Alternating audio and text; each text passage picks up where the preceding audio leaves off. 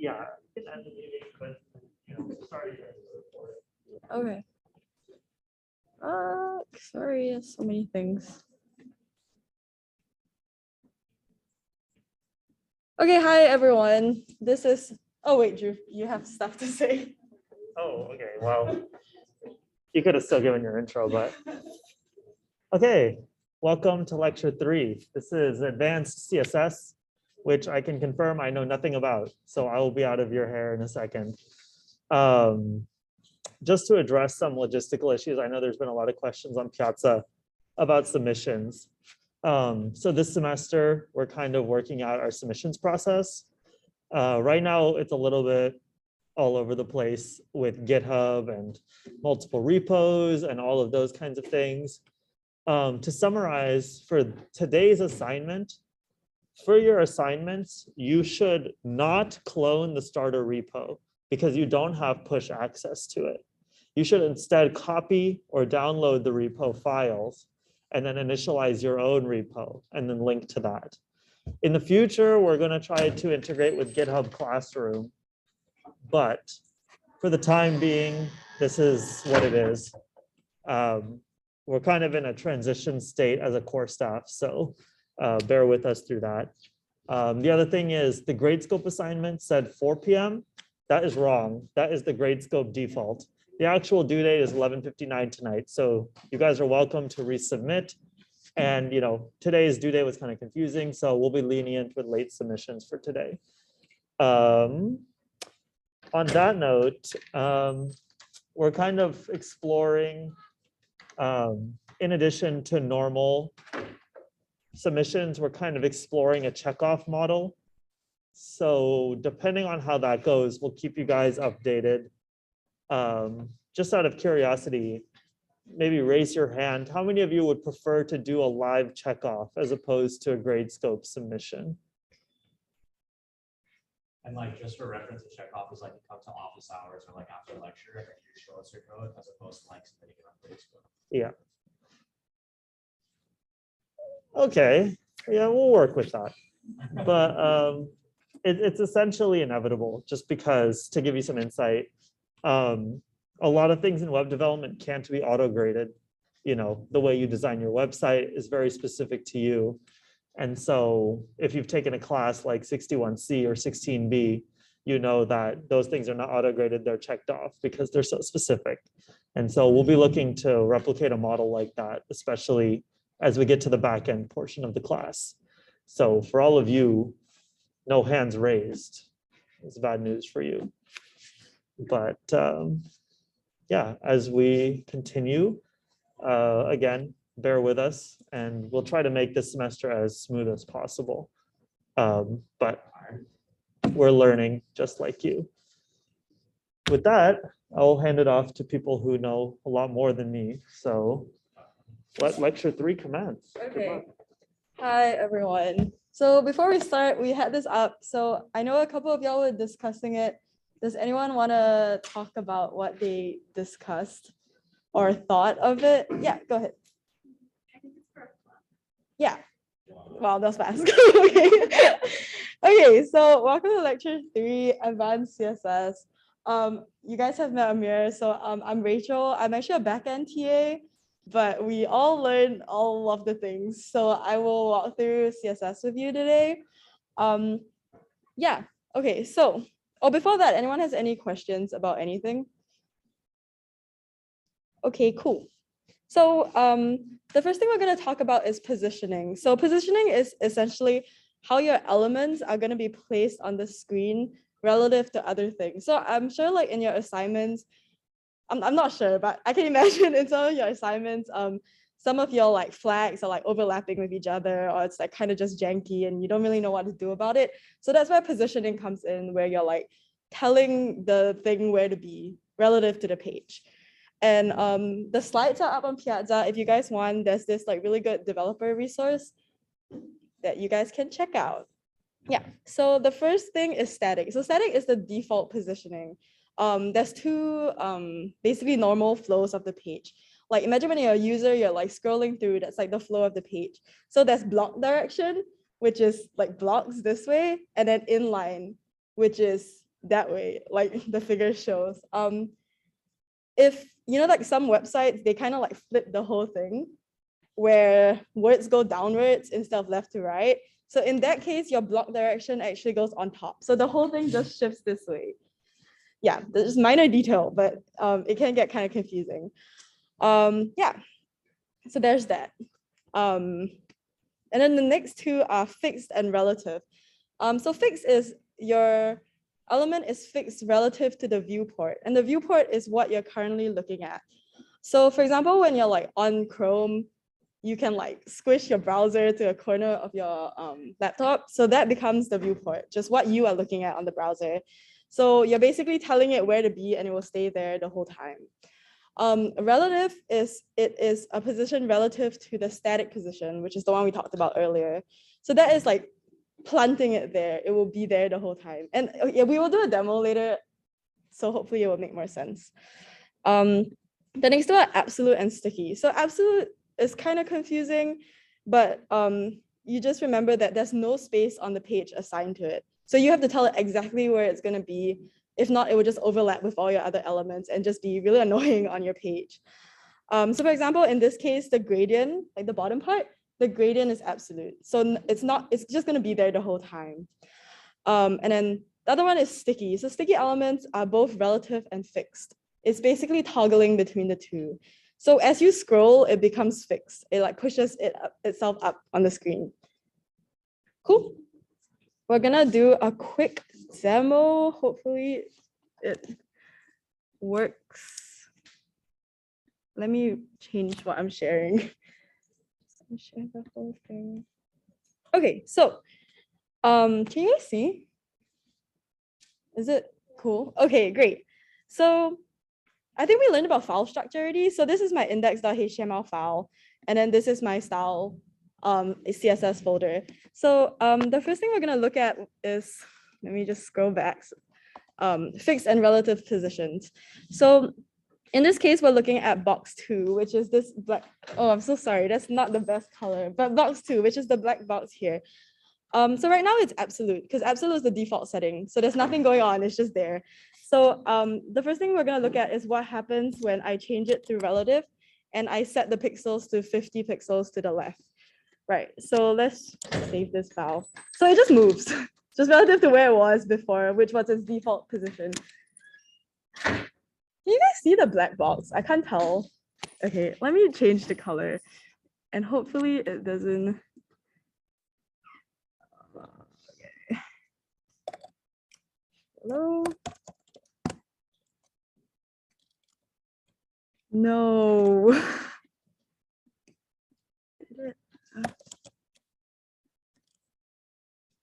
Okay, it's not any better, but it's the yellow box. Now you can't see the words, but it's fine. So yeah, so that was relative. Sorry, that was kind of messy.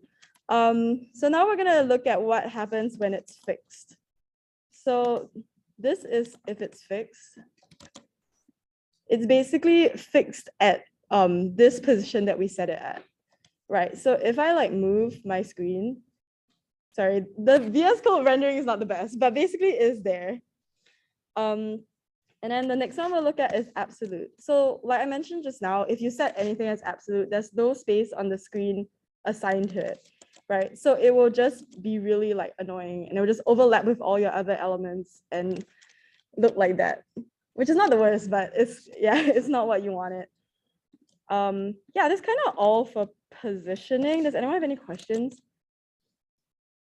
I know some people had some positioning questions about like their flag homework, so hopefully this helps a little. Cool, okay, let's move back to the slides. Okay, so the next thing we're gonna look at is display properties. So display properties describe the type of rendering box that goes around your element. So it's basically like element stuff around it that like holds it in its position. The first two we're gonna talk about are inline and block. So inline, it's basically saying I'm gonna be in this line, as the word suggests, and height and width properties have no effect on it. So it's just gonna just stay within the paragraph line. So like it says that inline elements are arranged one after another, and it's very commonly used to like place buttons so that it like holds its position. The next one is block. So block, sorry, this is also in the way. So like the graphic shows, the word block, the word in blue is now a block. It's like creating a block around it. So we can look at that in the code as well, just quickly. So right now, can you guys see this part? It says this is an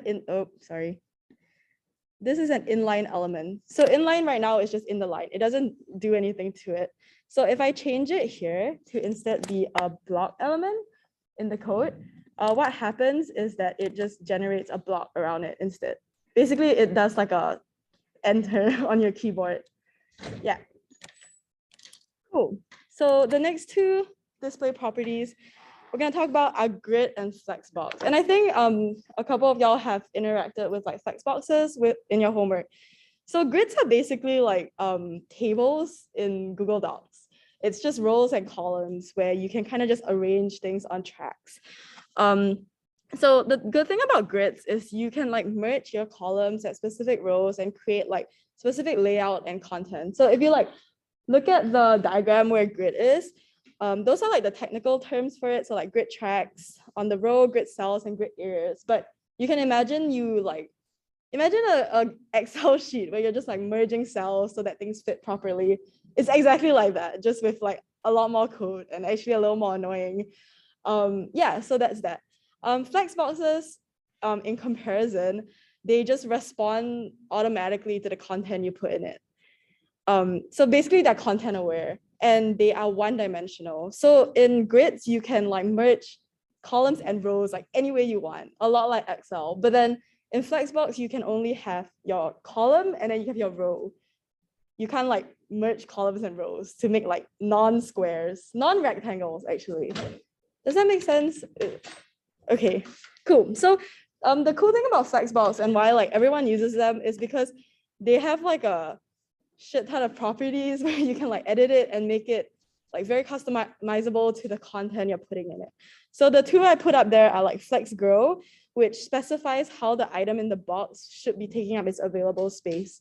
So I can be like, oh, I want it to be on the left or like bottom, and I can specify it in each column that it's in. And then wrap is how I want it to wrap if the browser size changes.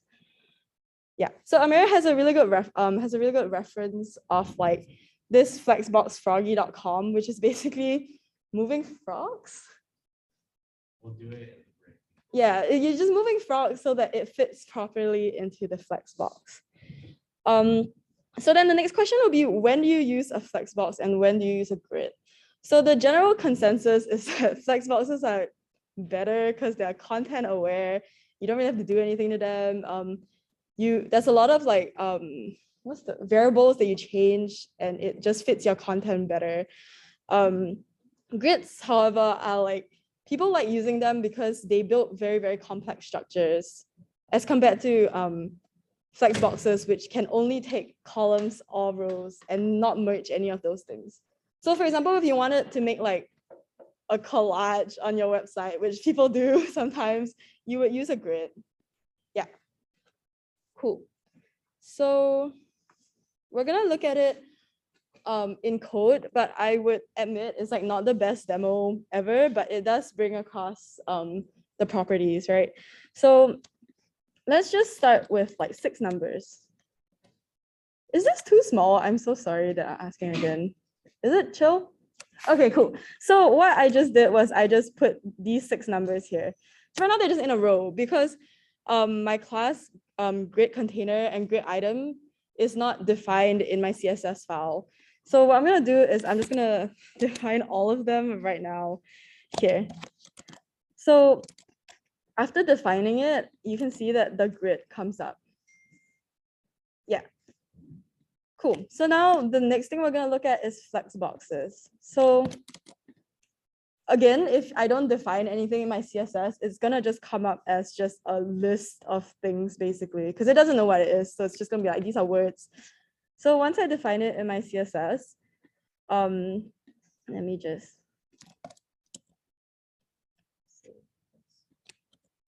Yeah, so it's basically aware of the content that is in it. And as you can tell, like what's happening is that like home and summer collection are of different lengths, but it's not like overlapping in any way. It's just filling the content as it should, as you expect it to fill. Yeah, that's all. Does anyone have any questions on display properties? Cool. Also, this is when we're gonna give y'all the attendance word.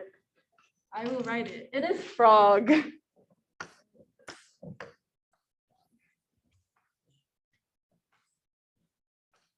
Okay. We were gonna give you a break, but it's only been 20 minutes. So I think you wanna just go? We'll take like a 5-minute break for y'all to just like talk around, and then I'm gonna hop on Flexbox Froggy just to show you guys, and like just to show you guys like what you can do with it. Does everyone have the attendance link? It's posted at the end of the slides, by the way, if you need it. Okay. Cool. I'm gonna write that. Yeah. Yeah. So you said we have to like record our HTML the output, but I couldn't find where to submit it. So like, can we upload files in our grade school? I will check about that. Yeah, yeah. I get agree. It's also a little janky, but For the CSS homework. Yeah, I'm not sure if I misunderstood, but what I understood was that we have to like record the output. Okay. I'll take a look at it. Usually you're gonna submit it the same way you submitted your like GitHub. Yeah, so I uploaded my GitHub link, Oh, okay. but I couldn't find like where to upload my The pages. The that I video. recorded. Oh, the video recording. Okay. It's homework one. I didn't know that was a video. I think it's homework too. Okay, we'll look into it after. Just come up after class, and then I can talk to you about it. Yeah. So this is like part of your guys' break, but I'm just gonna tour through this just to show you guys like what this is.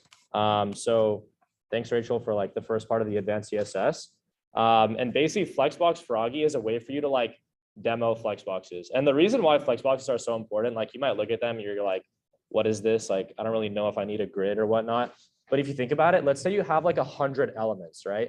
And you have like 100 boxes and you're trying to organize them all into like one row or like one column and like space them properly. Instead of like going through every single box, and you can imagine like position relative to like every single box and defining those properties and attributes for every single box, you can put them in a Flexbox and it'll automatically structure and basically space it out for you. So Flexbox Froggy is just like an online website. If you guys want more help with like Flexboxes, because they are a pretty like relatively important topic in like front end stuff. Like when you get more into like defining components for React, which we're going to get into like future lectures, Flexbox can be your friend for like nav bars and stuff like that. So if you're interested, you can go through Flexbox. I'll give you guys until like 7:05 just to like mess around, and then we'll go into the second part of this lecture. But I'll also just go through Flexbox like just for fun. I haven't done it in a while, and you guys can do it with me if you want. So yeah, basically the objective is you're trying to get this frog into this like lily pad. So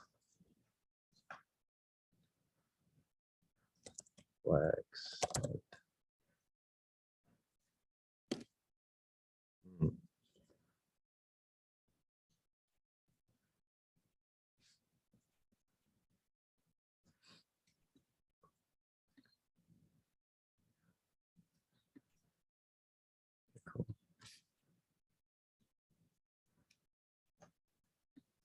Oh, okay, I see.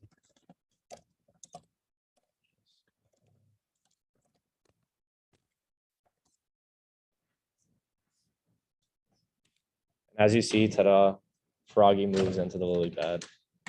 And basically it's just like a bunch of questions that'll like get more complicated and help you kind of like work with Flexboxes.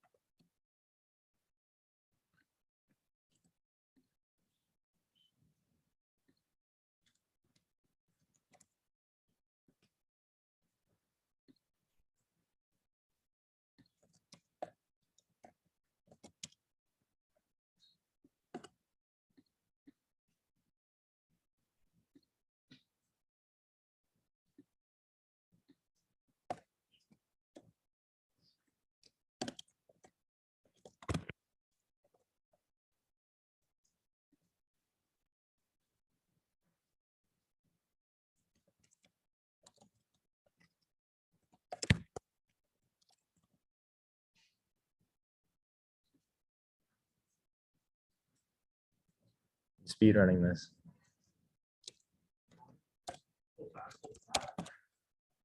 We should have like a froggy competition, like sometime.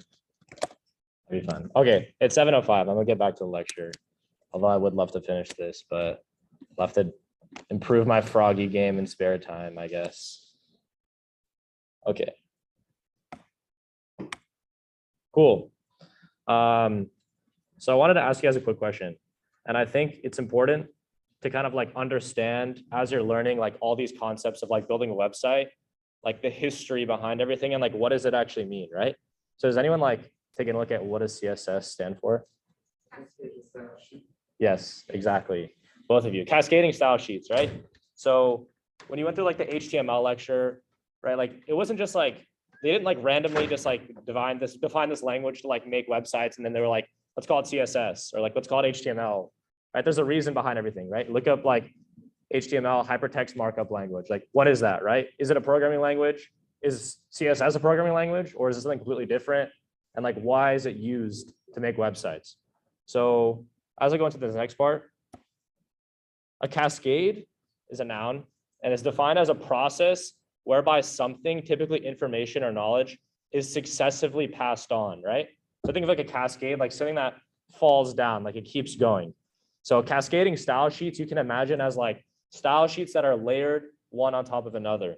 And this is going to get important. This is like pretty important when I get into the next topic, which is cascade and specificity. An important thing to know about style sheets is that classes inherit parent class properties, and we can create hierarchies of styling by leveraging cascading to differentiate child properties from that of their parent. Basically what that means is if you look at this like slide right here, let's say you have like two elements, right? You have like one parent class and one child class. You guys can think of this as like a constructor, right?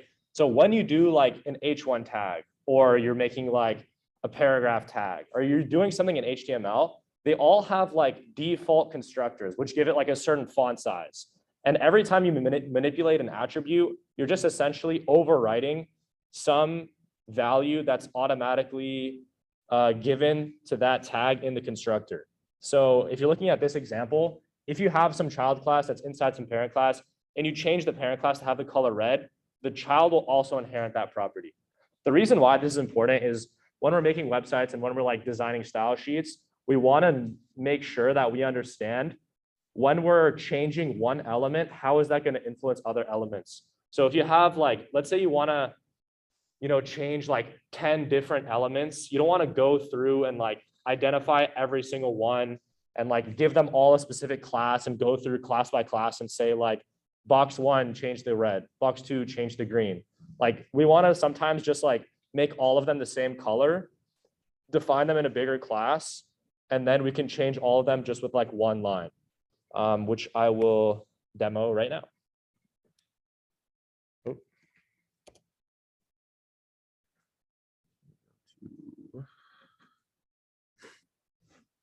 Okay. And for you guys, I'm going to start it from scratch. So yeah, I'll do that. I'm going to do it from scratch just so you guys can follow along. So I'm going to make one HTML file. Let's see. I'll do it on your Rachel, on your desktop, Rachel, if that's cool. Oh, yeah. Cool. And then I'll make another file, which is .css. Perfect. And then we're gonna define an HTML document the same way that we always do. Give it a doc type HTML. If you guys are confused on like what a doc type HTML is, I don't know if they covered this, but it's just like standard HTML stuff. You guys can like really look into it if you want, but sometimes there's like a lot of jargon that you're gonna like have to include just because it's like standard practice. So we're gonna do something like that. We'll do head tag. We'll make a body. Oops.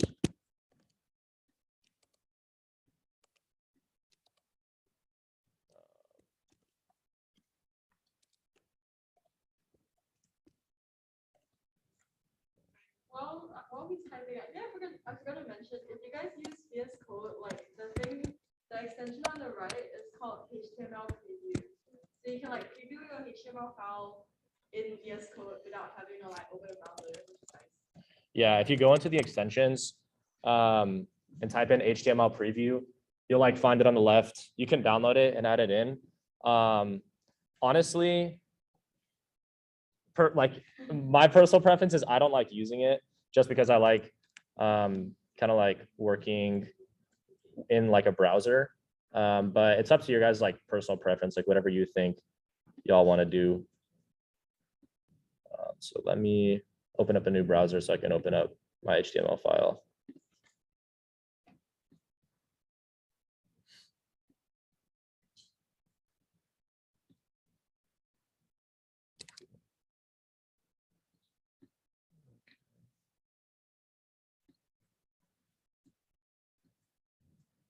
Okay. And then we're going to link this style sheet in the head by doing this. So we're letting our HTML know by linking it, and we're saying we're providing you a style sheet, and this is the link to it basically. The reason we can just type in style.css is because they're in the same folder. If they were in a different folder, like let's say that I'm currently in the desktop folder and my style.css is in like a demo folder, then I would just access that demo folder and say style.css. But because it's in like the same document file, we can just like link it like that. If you're ever confused on like why we don't have like more things to a link, that's why. And so then I'm just going to define like a basic body. So I'm going to say and CSS demo. I'm going to make some element and I'm going to call it box container. I'm going to make another one. Actually, let's do this. Let's go equals box1. I'm going to define basically like 3 boxes, but I'm going to use them. I'm going to create them using paragraph tags. So I'm going to say box1, box2, box3, and then I'm going to use this. So in HTML, I'm not also sure if they like really went in depth on div elements, but just so you guys know, like I can create any amount of like div elements I want. So if you're like confused, I'm like, what's that div tag? It's basically letting your HTML know that like I'm grouping these elements together. It has like no real like specific meaning. There's no like defined characteristic. It's not like a p tag. Nothing will show up. Yeah. Yeah. I can zoom in. Is that better? Yeah. Okay, cool. Sorry. So there's no like defined like constructor. It doesn't give it like any values. If you just make like a bunch of div elements, nothing will show up on your page, but it's letting your HTML know that we're grouping this set of things together. And the reason why that's important is because if I, again, what I was talking about earlier, if I wanted to change box1, box2, and box3 to something, I don't have to access them all individually. I can just access the entire box container and set all their backgrounds, which I'm going to do right now. So I'll show you what's the important thing about cascading and specifying specific things. Cool. So that's it. That's what we all have in our HTML. And I'm going to open it up in here just so you guys can see what's happening. Let's go to index.html. Boom. And this is exactly what we created, right? We have like header tag, p tag. And this is exactly what I'm talking about, right? So like when you create your h1 tag, it doesn't like pop up bigger for like randomly, right? Like h1 tags and were predefined, have a predefined constructor to set their fonts to something else, which we can actually change here. So let's say I'm going to go into the CSS now. And let's say that I want all elements to be colored like red or something. And red is my favorite color, so I'm going to be using it a lot in this lecture. Let's say I want to do something like this. I'm going to set all the colors to red. I'll refresh this, and boom. It basically is is like a wildcard selector. It selects like all the elements in your HTML and it's going to change all of them to something specific. And then let's say I also wanted to set everything to background color to like black. Then it's like all black. Can you guys see that? I'm going to move it over just a little bit so it's like a little more clear.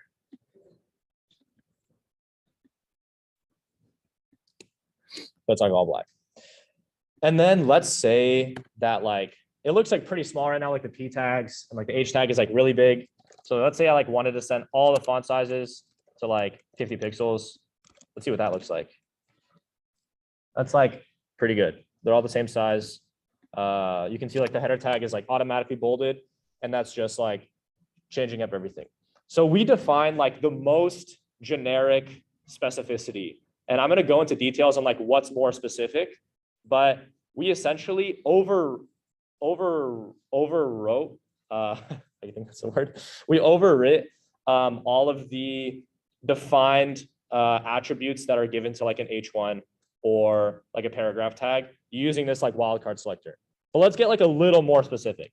So let's say like we just now, instead of changing like every single element, we just want to talk about the body, which basically is the same thing as selecting every element. But let's say like we had like some other things happening. You could basically, instead of doing the wildcard, you can do the body, and it'll display the same thing for you. And boom, there it is. And the body tag, just for you guys' reference, is like right here. Let's go back into this. Now let's say that instead of changing the entire body, I just want to change like what the header looks like.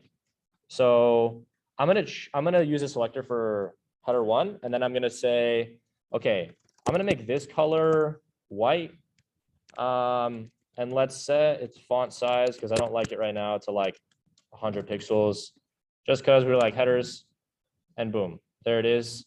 It overrides essentially, as you can tell, like we gave the whole body the color red, but by accessing the H1 specifically, it's more specific than the body tag.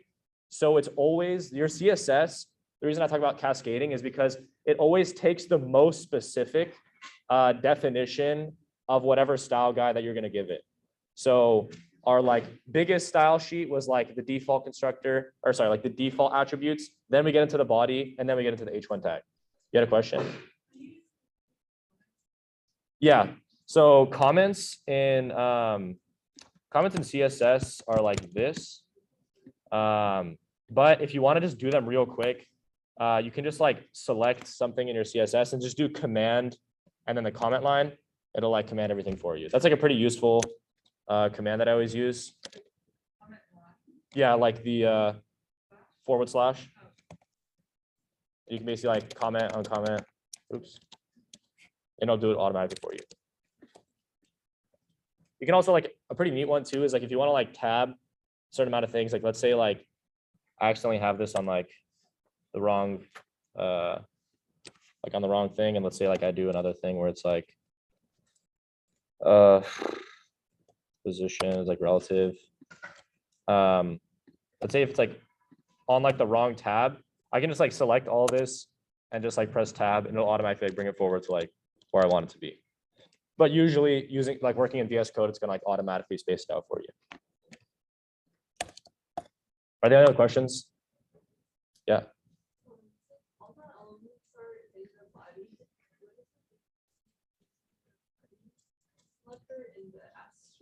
Basically, it's the same thing. The asterisk is just saying like every element that we can see in the HTML, and the body is the same thing. So if you even really wanted to differentiate them, I don't know where there's an instance where you would be like any different, but you could also like do the HTML selector and select like all of the HTML instead of just selecting the body. I don't really know when that would be necessary, but I'm just letting you guys know that like the body is just more specific than the selector, and the H1 is more specific than the body. So let's get into another element that's in the body, which is our P element, the paragraph. And let's say that we also want this color to be white. And we want, And we want our font size to be like 20 pixels. So now we're going to override what we set in the body, setting it to red. And because we're selecting something more specific, the style guide is going to be like, okay, we know you said the body, we want everything to be red, but when we're looking at the most specific style of that element, its color is white and not red. So when we refresh this, it should be white and the font size should update. That's like pretty small. Let's give it like a little bigger. Whatever. We'll do 50 pixels. We update it. There you can see it'll show up correctly. And now let's get into setting the actual classes. So we were now just using tag elements, but now we're going to specify the classes themselves, which is even more specific than setting like the general, than like selecting a general tag. So let's say, looking back at our HTML, we defined this set of boxes as a box container. So let's just comment out what we've done thus far. See what this is going to look like. Boom. It's pretty like plain basic. Now we're going to edit the box container. And just so you guys know, when you're working in CSS, classes, you select them with like the period, and the ID, you select them with like the hashtag. But I'm sure like they went over that in the last time. So what I'm going to do here is I'm going to display all the elements as a block, and we're going to try to create like some boxes out of them. So let's say I want them to look like some blocks. Let's put the text in the middle. Let's also say that we want the width of the boxes to be a certain amount. So let's say like 300 pixels. Let's say we want the color to be black. And then let's see what that looks like. Oh, sorry, let's do background color.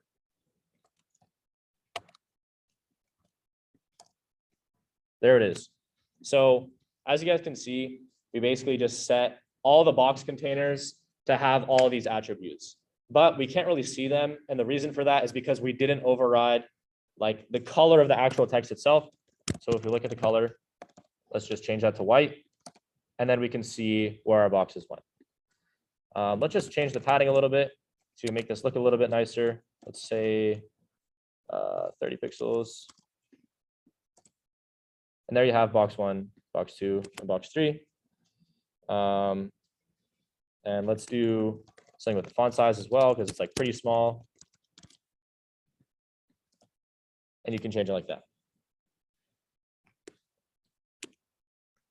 Anyone have any questions on like this class? Yeah.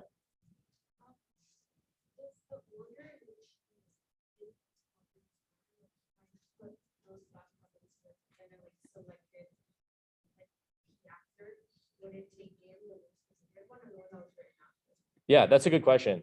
So, I mean, we can try it out, right?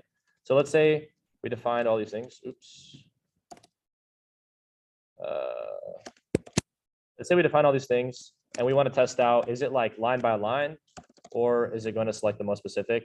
So right now we have these paragraph elements and they're all set to white. So let's see if we like define the P element after, is it going to change anything? Let's just not override it.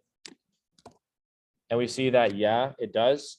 And the reason for that also, I think, because the P tag in this instance is like more specific than this entire box container. And also the reason for that, I think, is because we're changing all the attributes in one box container, but the box container contains paragraph tags. So if you like look more specifically in what's inside, if you look back at that slide where it's like you have the parent class and then the child class, you can look at the P tag as kind of the child class because it's contained within some set of this box container. The box container can be like the parent class. Exactly, yeah. So that's what we're going to do right now. So now we're going to go and set box 1, box 2, and box 3. And if you look back in our HTML, like we're like, okay, let's see this parent class. This parent class is the box container. And inside we have these P tags, but we give them a class, which is box 1, box 2, and box 3. So let's try and change each of them individually, because now we're like, this is cool, but like we can't really see like the separation between the boxes. Like we don't really know what's going on. So we're like, okay, let's go and let's set box 1. And let's do background color. Let's set it to, I don't know, someone give me a color. Sure, we can do red. I like that. And as you can see, we set the background color of just that box itself to red. So now let's go into another box and let's say box 2. Oops, background color. Someone give me another color. All right. To green. As you can see, sets it again. Let's change this background color so maybe it's a little more obvious. You have box 1 and box 2. And then let's do box 3. Oops.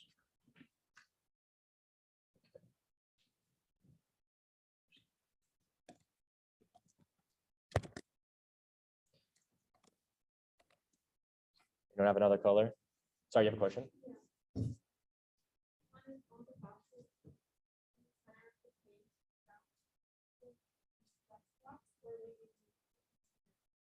So you can do it in 2 ways. So right now, our box container isn't like we didn't define it as a flex box. So you would do something probably like, oops. I think this would probably, you'd have to set its position, I think. Never mind. Center. I don't know, actually, but you can, basically, we haven't defined this as a flex box yet. If I put it in a flex box, then I would access the flex box attributes in order to change it. But now, since we're just using the raw container, we have to just move it as we'd move any other CSS element. So we haven't specified that it is a flex box, but if we set its display to flex, and then using the skills you guys learned, the Froggy, like move it around, you can move it as you wish. And if you're setting like items like this, for instance, like you have like rows of boxes or like columns of boxes, it's always best to put it in a flex box, just because it's easier to move all things at once than to move like one massive div element. Because when you're working with something like this, if I didn't set like the padding, you know, it's just like a lot more annoying because like now they'll be all like smushed together and stuff. And like, I won't be able to like move them as easily. So Flexbox just like kind of helps you like maneuver around items that are grouped together. So I think on the homework, you guys are gonna like do stuff with Flexboxes. Have you guys done the flags homework yet? Is that? Yeah, okay. There you'll see, I think last semester we had like a Greek flag that was like super hard to do, and that like you have to incorporate a lot of flex boxes. If you can figure that out, then you really have flex boxes, and you know you're Froggy. We'll do a Froggy speed run contest next class. Any other questions for right now? No? Okay. All right, what's the third color? Someone give me one. Blue. Let's do blue. Nice. Okay, now we have these three. And just for clarity, these three boxes, we set the color of each of these paragraph tags in the big container to white. So now let's override it in our more specific style guide. So let's go into box 1 and let's say instead of color being white, let's set color to black. Oops. Cool. Why is this important? Because as you guys can see, like in our structure that we set here, our greater parent class, we define the color of all of its text to be white, but in a more specific instance, we're setting that color to be black. So again, this is just telling you when you're defining your CSS, it's always going to take the most specific instance of what's, it's always going to take the most specific instance of the style that you're going to provide to it. So again, we can define this with like box 2. Box 2 hasn't had its most specific color is white. And as you guys know, the paragraph tags base definition is that it's going to be black. We're overriding that in the box container by setting it to white, and then we can set it back to black by making a more specific attribute in its selector. And then we can also do color black here. This is also showing you guys how inefficient it is to like have multiple elements and all setting them to the same color.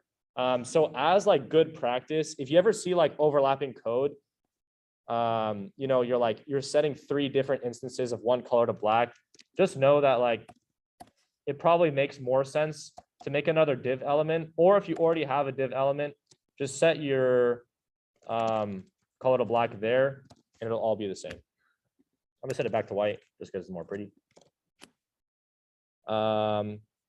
Yeah, and that's it in terms of like specificity. You guys have any more questions? And then obviously, like as you like define your guys' code and you guys go into like really like big websites and you're like looking at a bunch of stuff, you're gonna have to know, and you're gonna have like a million div elements nested within each other. And that's when you guys are really gonna get involved into like making sure that which one is like specific or not. You have a question? Okay, so a div element is basically a tag that's just telling you that you're grouping something together, right? So let's say like I wanted another div element here, where I want to group like another set of like paragraphs. So let's say like 1, 2, 3. Right? So a div element is just grouping HTML things together. But like, how do I know what this div element is, right?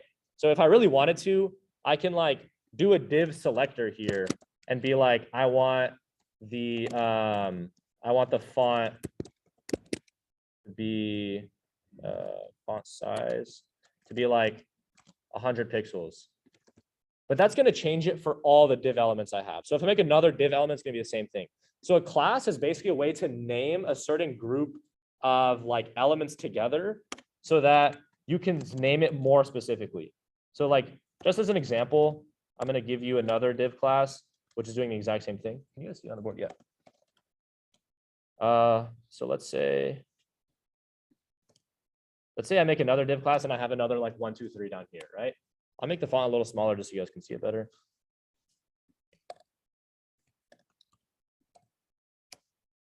Okay, perfect. So now giving it a class is basically saying that I just want to access this div container instead of the first div container. So I set the font size of all the divs to 30. Now I'm going to go into div 2. And I'm going to say that I only want div 2 to have a font size of, let's say 50 pixels. Actually, let's just say 60 to make it like pretty obvious. So boom. As you guys can see, the first div element is like unchanged, but the second div element, because we access its class, we can change that class alone instead of just setting all div elements to like one font size. Does that make sense? Cool. Is there any other questions? Question? Cool, yeah. So basically, you can have, you can assign many things to one class, but an ID is specific to only one thing. So you can only give one element or one div an ID, but you can assign multiple things to a class. If that makes sense. In terms of specificity, an ID is more specific than a class. So you can think about it like, let's say you have a class, you're in a grocery store and the class of items is like milk, but an ID would be like horizon. So that's like just a little more specific example than just assigning an entire group of things to one class. You're like a more specific element. You're trying to access something more specific, and so you use an ID instead. Any other questions about any of this stuff? These are all good questions, by the way. And to like reiterate that, like IDs basically are like globally unique. So like in a lot of like when you learn about like JavaScript, you're calling the ID because like for example, if you want like the submit button on of your Facebook page, you submit the specific thing. You don't want like all your submit buttons to submit to the same thing. Yeah. Yeah, that makes sense. Thanks, Rachel. Any other questions? Yeah.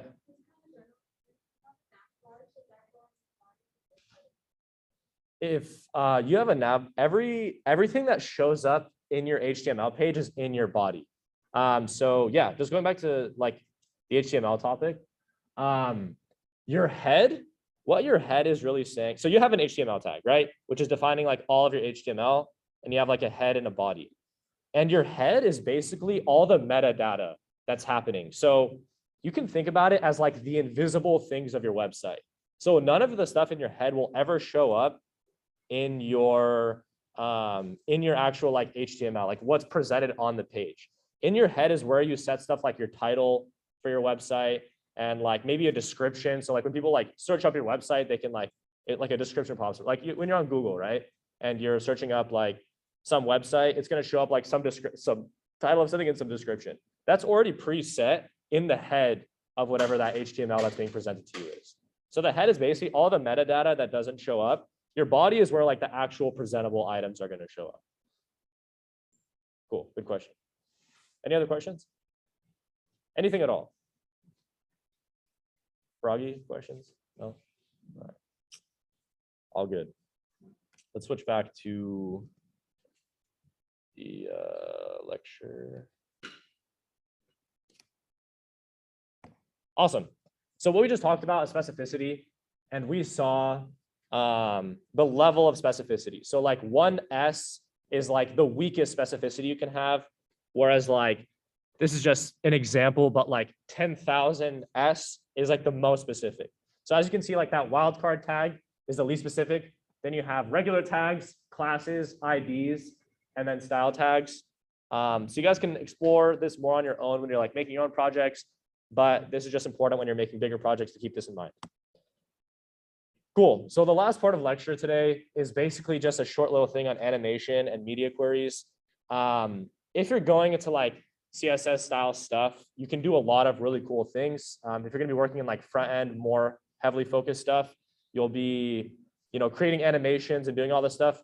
This kind of thing is all manipulated within CSS, also a little bit in JavaScript, but this is just an example of like some classic CSS built-in animations that are given to you for when you want to do things in HTML.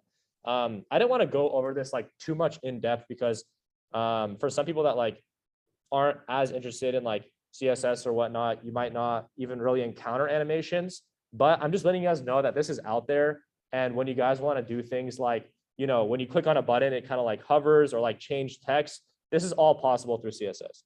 This is another example of like a transition and like an animation you can do, all kind of using CSS. And yeah, that's the end of lecture today for today. So are there any questions on like anything we talked about at all? Okay, cool. Announcement. So homework 1 for HTML is due tonight at 12. So you guys can come up, ask us any questions if you guys need help with any of your homework questions. Post on Piazza if you have any other questions, and just let us know. I'll get back to you on the whoever asked the question about like submitting a video, and then yeah. There's no video.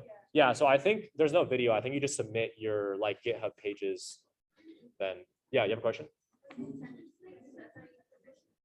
Oh, you need permission? Okay. Oh yeah, you might. Are you using your Berkeley email? And then homework 2 CSS is due Friday. Is that correct? Is it Friday? Okay. Yeah. I mean, it says Friday. So yeah, homework 2 is going to be due on Friday. We have lecture again this Thursday. JavaScript 1. Excited, and I'll see you all there. Thank you guys. And this is the attendance link if you need it. Sorry. What's up? Oh yeah, wait. Wait, what? Is the slides posted already? Yeah, the slides are posted on lecture 3.